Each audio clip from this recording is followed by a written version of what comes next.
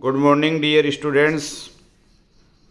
BA part third की राजनीति विज्ञान की कक्षा में आप सभी का स्वागत है। आज हम राजनीतिक विचारकों का अध्ययन करेंगे।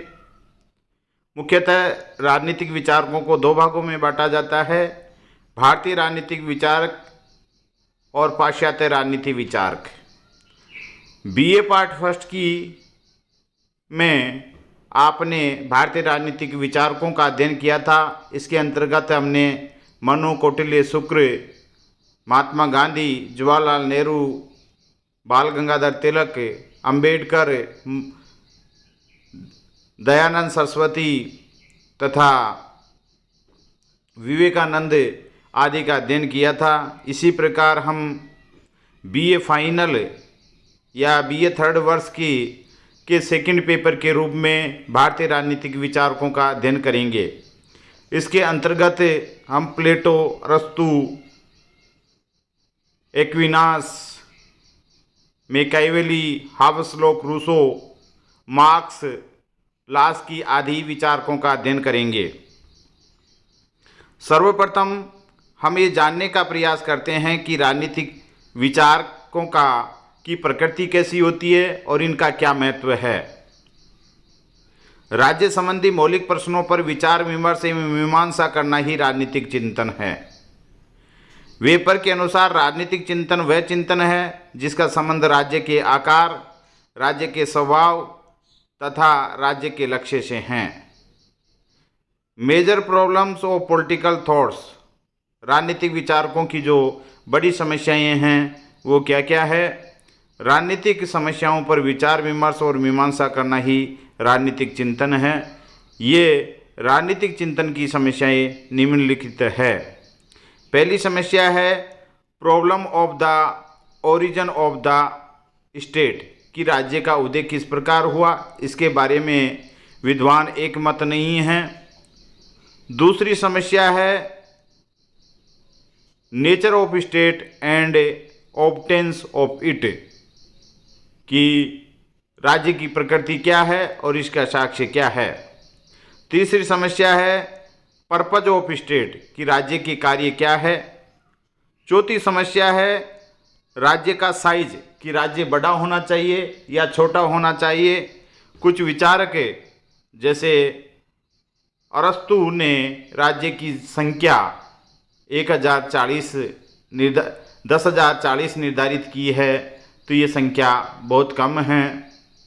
इस प्रकार राज्य की साइज को लेकर के भी समस्या है। प्रॉब्लम ऑफ सोवरेनिटी, कि संप्रभुता किसमें का वास किसमें होना चाहिए, ये समस्या राजनीति विज्ञान की अभी भी बनी हुई है। सातवीं है problem of the nature of the law, कि कानून की प्रकृति कैसे होनी चाहिए। आठवीं समस्या है problem of citizens duty and rights, नागरिकों के क्या कर्तव्य होने चाहिए और क्या अधिकार होने चाहिए। नवीं समस्या है problem of different types of state, कि राज्य के प्रकार कौन कौन से प्रकार है। 10वीं है problem of relation of different states, कि किस प्रकार अन्य राज्यों में अंतर्राज्यीय संबंध किस प्रकार के होने चाहिए। ये भी राजनीति विज्ञान के चिंतन की समस्या है। Utility and significance of political thought, राजनीति विचारकों की विशेषता और उपयोगिता। राजनीतिक चिंतन के अध्ययन की उपयोगिता पर विचार करते समय सर्वप्रथम ऐसे विचारक सामने आते हैं जो एकदम निरर्थक, अनावश्यक और हानिकारक माने जाते हैं। इस संबंध में कुछ मत उल्लेखनीय माने जाते हैं। जैसे पहला है राजनीतिक चिंतन भगवान की अर्पित की हुई कुमारी के समान बांझ है, ये बेकन का कहना है। ये कहते हैं कि ये चिंतन एक राजकुमारी की भांति तो है लेकिन ये बांझ है। दूसरा जो कथन है वो लेस्ली स्टीफन का है। वे कहते हैं कि वे देश सौभाग्यशाली है जिनके पास कोई राजनीतिक दर्शन नहीं है। राजनीतिक दर्शन या तो अभिनव क्रांति की संतान है या भावी क्रांति का द्योतक है। बरक महोदय का मानना है कि लोगों में राजनीतिक सिद्धांत बनाने की प्रवृत्ति उत्पन्न हो तो ये कुशासित राज्य का एक निश्चित लक्षण है।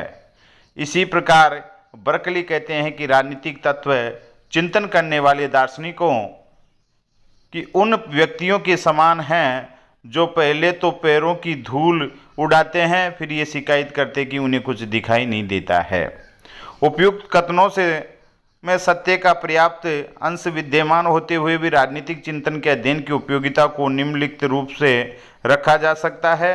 पहला, राजनीतिक चिंतन सामाजिक क्रांतियों की प्रेरणा देते हैं कि किस प्रकार सामाजिक बदलाव लाना है और कौन कौन से सामाजिक बदलाव लाने हैं।